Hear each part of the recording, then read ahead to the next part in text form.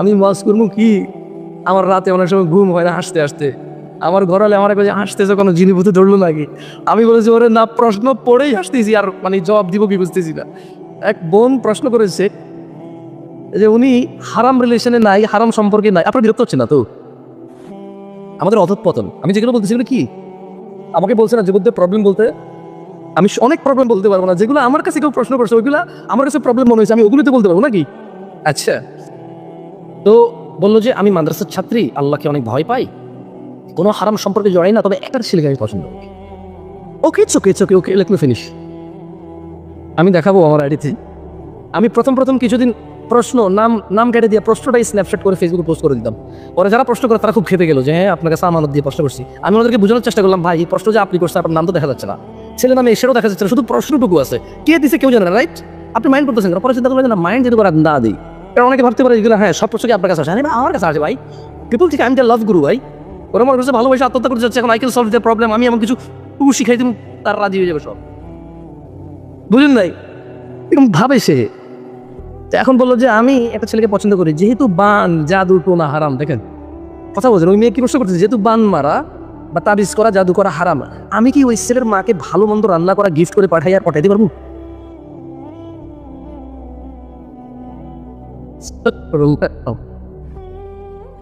আমি বললাম যে আপনি ঠিক অতটুকু আল্লাহকে ভয় করেন, 3 বেলা সকাল 8টায় নাস্তা করে, দুপুর 1টায় ভাত খেয়ে, বিকাল 4টায় নাস্তা করে একজন লোক যতটুকু রোজাদার, আপনি আল্লাহকে অতটুকু ভালো ভয় পান।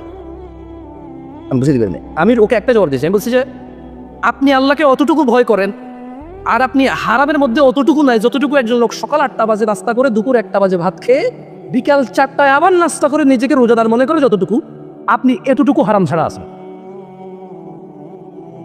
আমি কি বলতে পারি? What can I say? আচ্ছা, প্রশ্ন করে আবার শেখ আমার আব্বা আমাকে বিয়ে করে না, তুই কি মহিলা, তোর আব্বা তোর বিয়ে করবেন? বলত তুই মহিলা? হ্যাঁ, তোর আব্বা তোর বিয়ে করে না, বিয়ে করে না তোর আব্বা। আবার কি লেখে জানেন? শেখ এই নিষ্ঠুর পৃথিবীতে থাকতে ইচ্ছা করে না। লিখলাম যে কেন?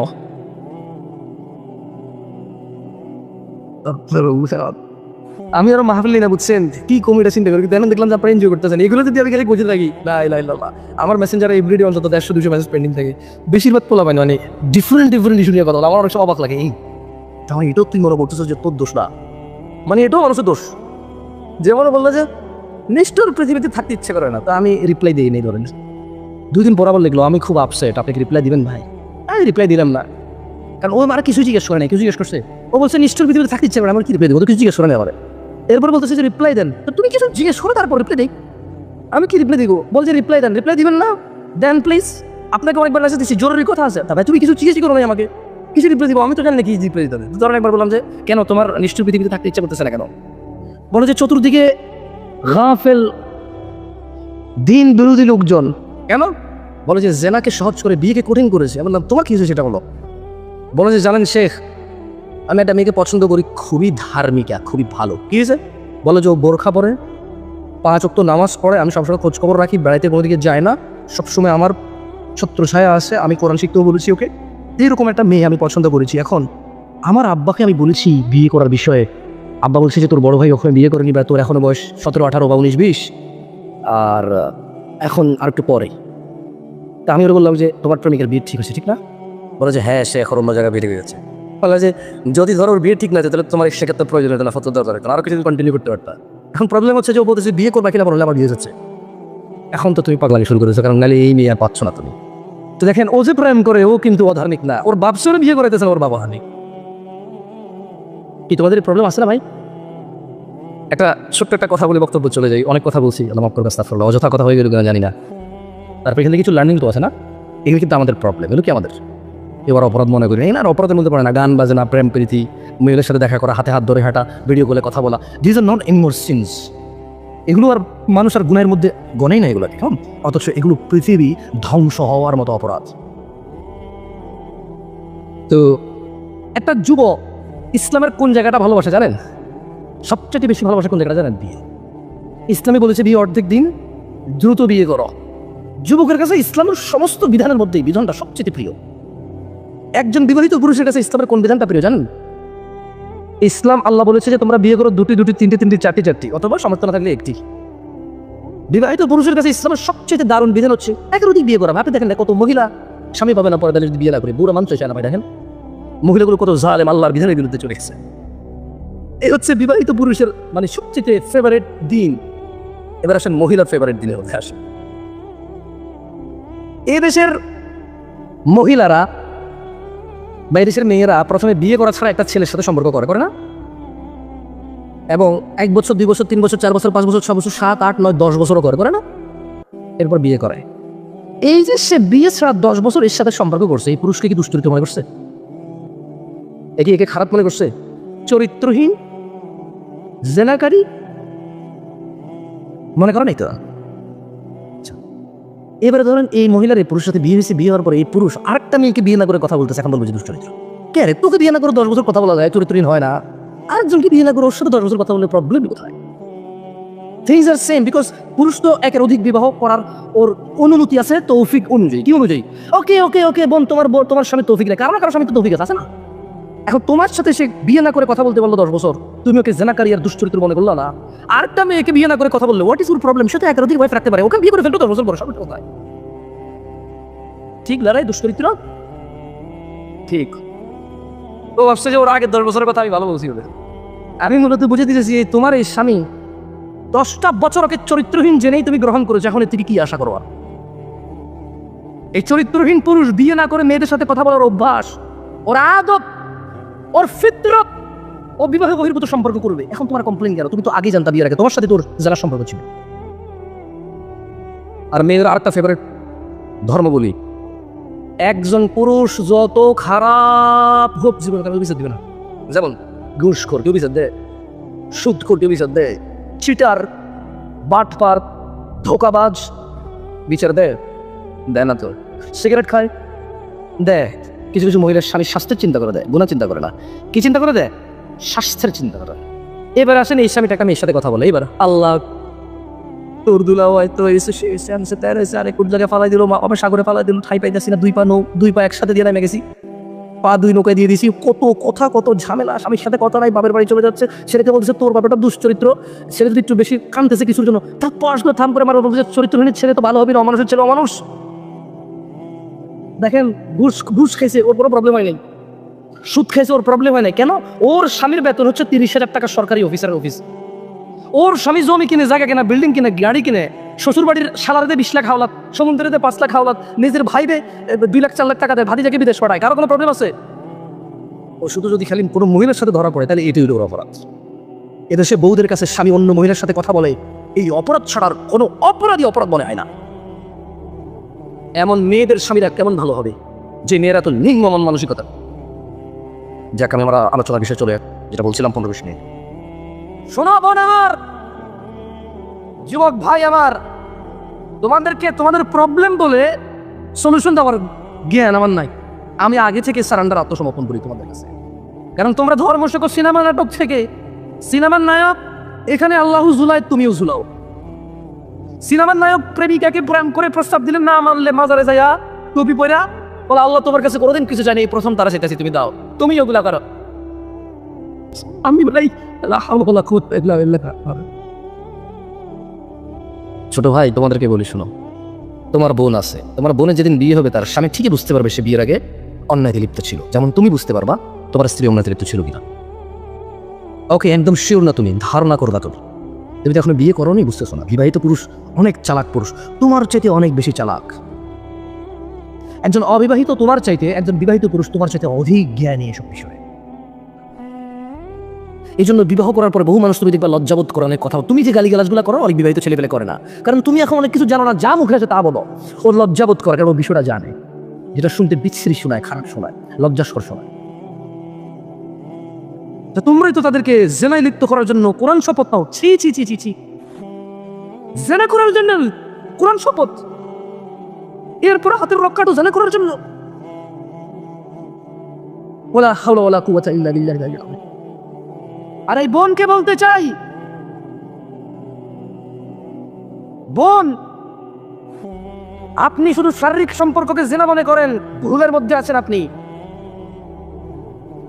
স্বামী ব্যতীত এই পৃথিবীতে কোন পুরুষ নেই যার সাথে আপনার দেখা দেওয়া কথা বলা যায়।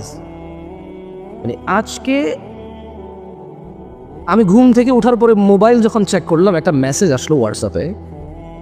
মেসেজটা পড়ে শোনাই কেমন, নাম বললাম না, কারণ অবশ্য মেসেজের নামও নাই। বললো যে, আসসালামু আলাইকুম, আপনি কি জামশেদ মজুমদার? কিছু ব্যক্তিগত প্রশ্ন নিয়ে হাজির হয়েছি আপনার কাছে। আমি লিখেছি ওয়ালাইকুম আসসালাম, আস্ক ইউর কোয়েশ্চেন হিয়ার, মানে লিখে প্রশ্ন করেন, ভয়েস কল বা ভয়েস মেসেজ দিয়ে আপনার। হ্যাঁ, এটা ছিল গতকালকের। তো আজকে উনি লিখলো আমাকে, আমার বেস্ট ফ্রেন্ড ছেলে। হাসবেন না কেউ, একটু মনোযোগ দিয়ে শুনে। তোমরা এই অপরাধগুলো মেয়েদেরকে দিয়ে করা, বুঝছো? প্লিজ হাসিও না। প্রশ্ন শুনে তোমার হয়তো হাসি আসতে পারে যে না, তুমি এটার জন্য দায়ী। তো বললো যে আমার বেস্ট ফ্রেন্ড ছেলে আমার সাথে শারীরিক সম্পর্ক করতে চায়, আমি রাজি না হলে আত্মহত্যা করার চেষ্টা করে, একবার হাতের শিরার জায়গায় কেটেছিল, আমাকে ইমোশনাল ব্ল্যাকমেইল করে, আর আমি তাকে কোরআন মাজিদ নিয়ে কসম করেছিলাম যে তাকে কখনো ছেড়ে যাব না। এখন সে যে শারীরিক সম্পর্ক করতে চায়, এতে আমি রাজি না, তাকে ছেড়ে দিতেও পারছি না, আর থাকলেও মানে তার সাথে যদি ফ্রেন্ডশিপ রাখিও শারীরিক সম্পর্ক করতে হবে, এক্ষেত্রে আমার করণীয় কি? এই হচ্ছে কোয়েশ্চেন। তখন আর বুঝতে বাকি নেই যে এটা কোনো বোনে মেসেজ পাঠিয়েছে। ঠিক আছে, আচ্ছা, ওই যে ওয়াসায়াউদু কামা গারিবা, ইসলাম অপরিচিত অবস্থায় ফিরে যাবে। আমি এটা এই কোয়েশ্চেন পাওয়ার পরে কেমনি বুঝছেন? দেখেন, আমি চিন্তা করলাম যে আচ্ছা, গত 2-3টা মাহফিলে তো বললাম অমুক অমুক দেশে গেছি, কেউ মুসলমান নাম শোনে না, ইসলাম নাম শোনে না, এটা তো অপরিচিত হয়ে যাচ্ছে। আমাদের কীর্তিকলাপে কোনো ইসলাম নাই, আমাদেরকে দেখে কোনো মুসলিম ইসলামের প্রতি উদ্বুদ্ধ হচ্ছে না। ইভেন আমরা হানাফি শাফিকে করতে পারতেছি না, শাফি মালিকিকে করতে পারতেছে না, মালিকি হাম্বালিকে করতে পারতেছে না, সুফি চিশতিকে করতে পারতেছে না, চিশতি সাবরে করতে পারতেছে না, সুফিদের মধ্যে কালিয়াপুরি আটরশি পারতেছে না, আটরশি বাইগন্ডারে পারতেছে না। আমাদের কারো ইমান আখলাক চরিত্র একজনকে আকৃষ্ট করে না। মানে আমাদের বর্তমান অবস্থা এরকম, ঠিক না? আচ্ছা, এটা গেল একটা। এরপর চিন্তা করলাম যে দেখেন, এই মেয়ে একটা ছেলের সাথে বন্ধুত্ব করেছে, সেটা কি অপরাধ মনে করেছে? অপরাধ বোধ করেছে। তাই ওই ছেলেকে ছেড়ে যাবে না, কোরআন নিয়ে শপথ করেছে। একটা অন্যায় কাজের জন্য সে কোরআন ছুঁয়ে শপথ করেছে, সে কি এটাকে অপরাধ বোধ করেছে? অপরাধ বোধ করেনি। আপনি বলতে পারেন যে হয়তো করছে না, কারণ দেখেন, যখন শারীরিক সম্পর্কের বিষয় আসছে সে এটা জানে যে জেনা করা কি, এখন সেটা নিয়ে অ্যাওয়ার আছে যে না, এটা তো অন্যায়, পাপ, আমি কেন বিয়ের আগে পাপে লিপ্ত হব? তার মানে তার কাছে ছেলের সাথে বিয়ে করা ছাড়া প্ল্যান করা পাপ না, ওই ছেলের সাথে প্রতিজ্ঞাবদ্ধ হওয়া, প্রতিশ্রুতিবদ্ধ হওয়া পাপ না। এই যে দেখেন, ইসলামের এই বিষয়টা সে জানেই না, জানে না। সে জানে যে একসাথে ছেলে মেয়ে মিলিত হলে বিয়ের পূর্বে এটা হচ্ছে পাপ। আমি তাকে বলেছি যে ধরে নেন বোন, আপনাকে কেউ বলল যে তুই আল্লাহর কসম বা কোরআনের কসম খেয়ে বল, অমুক জায়গায় আমরা চুরি করতে যাবো বা খুন করতে যাবো, ডাকাতি করতে যাবো, মারামারি করতে যাবো, কসম খেয়ে বল যে মসজিদ ভাঙা তো অপরাধ মনে হবে। এখন চোরের কাছে কি চুরি অপরাধ মনে হয়? হয় ভাই, হয়, করে। খারাপ কাম মনে হয়, বেশি গুণা বোঝে না, মানে একদম মানে ল বোঝে না আর কি বোঝে না, ল বোঝে না, লজ্জেশ্বর কাজ মনে করে। কি কাজ মনে করে? ও কিন্তু গুণা টুনা চিন্তা করে না, ও চিন্তা করে লজ্জা। কি চিন্তা করে? এই সমাজে পোলামা ইয়ে লোক সোরাইয়ার বলা, সোরের বলা, সমাজ বিচার এই ধরনের কিছু গুনাহাগার মনে করা। আমি বললাম যে ধরেন কেউ আপনার থেকে প্রতিজ্ঞা নিল যে আপনি আর সে মিলে খুন করতে যাবেন, কসম করেন কোরআন ছুঁয়ে, আপনি করলেন কসম। তো কসম করা অন্যায়, খুন করা কি অন্যায় কিনা? আল ফিতনা তো আসার জন্য, মানে হত্যা হচ্ছে কি পুরো পৃথিবীর মানুষকে মেরে ফেলার, একজন মানুষকে মেরে ফেলার সমান অপরাধ। এটা হচ্ছে আল্লাহ বলেছে। কে বলেছে? এখন আপনি বললেন যে আমি খুন করতে যাব না। ওহো, খুন যদি না করি, আমি তো আবার কসম করছি কোরআন ছুঁয়ে, আমি তো খুন করতে হবে আমার, কারণ কোরআন ছুঁয়ে শপথ করেছি। ভাই, কোরআন ছুঁয়ে শপথ ভাঙা কি যাবে? খুন করে ফেলতে হবে, কারণ কোরআন ছুঁয়ে শপথ করেছি, এমনি আমি খুন করবো, মানে শপথ কেমনি ভঙ্গ করি? তাহলে সে একটা অন্যায় করেছে, খুন করবে, এটা শপথ করেছে। আর একটা অন্যায় করেছে, সে অন্যায়ের জন্য শপথ করেছে, প্রতিজ্ঞাবদ্ধ হয়েছে, এটা আরেকটা অন্যায় তার। এখন সে দ্বিধাদ্বন্দ্বে আছে, সে অন্যায় করবে নাকি শপথ ভাঙবে, এটা তার আরেকটা অন্যায়। কিন্তু হারামের জন্য কোনো শর্ত হয় না, হারামের জন্য কোনো শপথ গ্রহণ হয় না ভাই, জায়েজ নাই। এখন দেখেন, ওই বোন আমার নিশ্চয় বিবাহযোগ্যা, তাই তো ওই ছেলে জানার জন্য ডাকতেছে। আমি বলতে চাচ্ছিলাম তোমাদেরকে যে বোন, মেয়েরা শুনছি কিনা আমি জানি না, এখানে বোনদের ব্যবস্থা আছে কিনা সেটাও জানি না, মনে হয় না আপনারা করেছেন, থাকলে আলাদা ক্যামেরা থাকে, ব্যবস্থা করতে পারেন বন্ধুর জন্য না? জায়গার সংকট, বুঝতে পারছি, জায়গার জমির দাম বাইরে গেছে, এই জন্য এখন ফ্রি রাখতেছে না, বাস্তবতা না? ভাই, একটা জায়গার মধ্যে 3 কোটি টাকা খরচ করে বিল্ডিং, ধরুন ভাড়া পান 7,000 করে, আমি জানি না কই বছর লাগবে বিল্ডিং এর ভাড়া করতে? কাজ করে কিছু মনে কিছু করেন না, 3 কোটি 4 কোটি টাকা দিয়ে জায়গা কিনা, আরো 3 কোটি 4 কোটি টাকা দিয়ে বিল্ডিং তোলে, 8 কোটি টাকা ভাড়া পায় পুরো বিল্ডিং থেকে মাসে 60,000 টাকা। ওই বছর লাগবে এই 8 কোটি টাকা উঠতে ভাই। লা ইলাহা ইল্লাল্লাহ। আবার অন্যান্য মুসলিম ভাইদের কাছে দেখা যায় মানে পুঁজি নাই কিছু করার। একজনকে একবার সাহায্য করলে পরে বলে যে তোরে তো হয় না রে ভাই, তোর আর কত করবো সাহায্য কর, খোঁটা দিয়ে দে মুখের উপরে। ওল্লা মুখের উপর খোঁটা দেয়, কিন্তু সে যে টাকা সাহায্য করছে ওই টাকা, ওকে যা টাকা সাহায্য করছে যে কিছু করে রাখা, এর চেয়ে বেশি টাকা সে মাসে সিগারেট খায়, কিন্তু ওরে সাহায্য করার খোঁটা দিয়ে দেয়। শোনো ভাই, ওয়াল্লাহি তোমরা যদি জিনাটা ছেড়ে দাও, জিনা এই সমাজের সৌন্দর্য কমে 1000 ভাগ বৃদ্ধি পাবে। তোমরা যদি শুধু জানার পাপটাকে ছেড়ে দাও, তোমাদের এই সামাজিক প্রবলেম, তোমাদের এই অর্থনীতির ধস, তোমাদের এই দরিদ্রতা, তোমাদের উপরে এই কষ্ট, এই পরীক্ষা আল্লাহর পক্ষ থেকে, এগুলো অনেক কিছু সলিউশন হয়ে যাবে। কারণ সিনেমা নাটককে এই যে দেখেন, আপনারা বলছেন যুবক নিয়ে কথা বলতে, এই যে কোনার দোকানের যে চায়ের দোকানটা আছে, কোনা, এই যে কোনা আছে না, এখানে যে নাচ গান চলে, শুধু কি জোয়ান লোকে বসে থাকে? ঘরের ভিতরে যে ইন্ডিয়ান আর বাংলা সিরিয়াল চলে, ওখানে কি শুধু মেয়েটাই দেখে নাকি মেয়ের মা দাদি নানিও দেখে বসে বসে? এটাকে কি কেউ অপরাধ মনে করে? গান শোনা কি অপরাধের মধ্যে পড়ে? এখন আর পড়ে না ভাই, কি মনে কিছু করিস তারে ভাই, তোকে 20 জনের মোবাইলে চেক করবো, গান আছে 20 জনের মধ্যে পাবো, আন্দাজ করে করে কি হুজুর করে ছেড়ে দিব, আন্দাজ করে এরকম তুমি তুমি তুমি এরকম একটা দুটো হতে পারি। আর এমন হতে পারে 20 জনের মধ্যে কল দিয়ে 3-4 জনের হয়তো রিং টুনি গান বাজে, মানে এটা টু শোনা জানা গান বাজে। কি রে ভাই, কল দিলাম একজনের, কল দিয়ে টুম করে রিং হবে গান বাজে। কেউ কেউ অপরাধ মনে করে, কে লজ্জা পাওয়া যায়, কারে বলি বিপদ।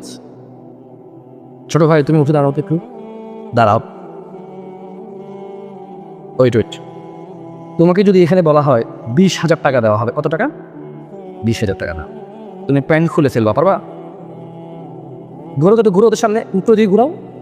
ঠিক আছে, তোমার বয়স কত? মাত্র 8 বছর একটা ছেলে, মাশাআল্লাহ, বসো। ও প্যান্ট খুলবে না কেন? শরম। কেন? কি ভাইয়া, কি শরম? গুনাহ, ঠিক না? শরম। আচ্ছা, গান শোনা গুনাহ কিনা? তাহলে একজন আরেকজনের সামনে শুনে লজ্জা পায় না কেন? ওয়াই, কেন লজ্জা পাচ্ছে না?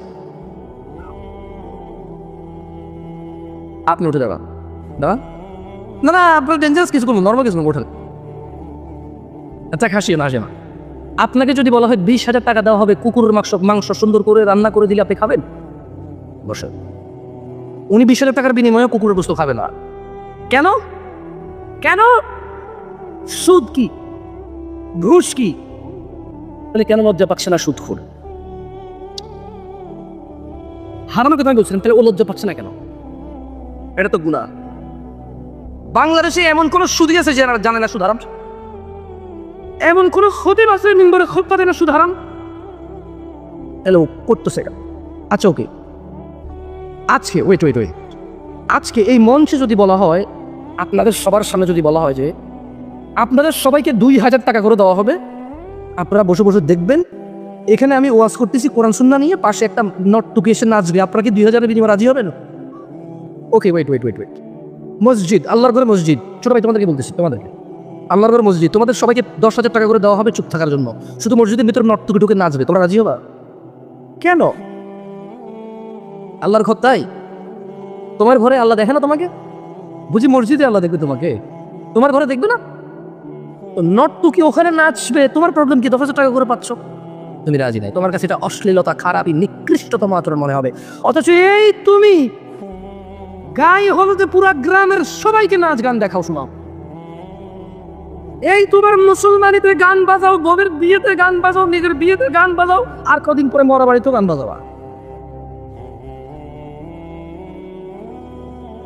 লজ্জা তো পাও না? পাও।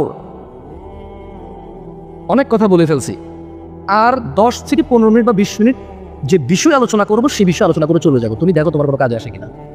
তবে তোমাকে একটা কথা বলে রাখি, তোমার যদি জেনার প্রবলেম সলভ করতে পারো, জেনার প্রবলেম, তোমার সম্মান আজকের দিনের থেকে 1000 গুণ বৃদ্ধি পাবে। যদি জেনার প্রবলেম সলভ করতে পারো, তোমার 1000 গুনাহের দরজা বন্ধ হবে। জেনা এমন এক অপরাধ, সমস্ত অপরাধের দরজা খুলে দেয়। জেনা এমন এক অপরাধ, সমস্ত অপরাধকে নির্লজ্জতায় পরিণত করে, এটার অপরাধ মনে হয় না। বোন আমার খবরদার, এই ছেলের বয়স মাত্র 16 বছর, তোমার বয়স মাত্র 13 বছর।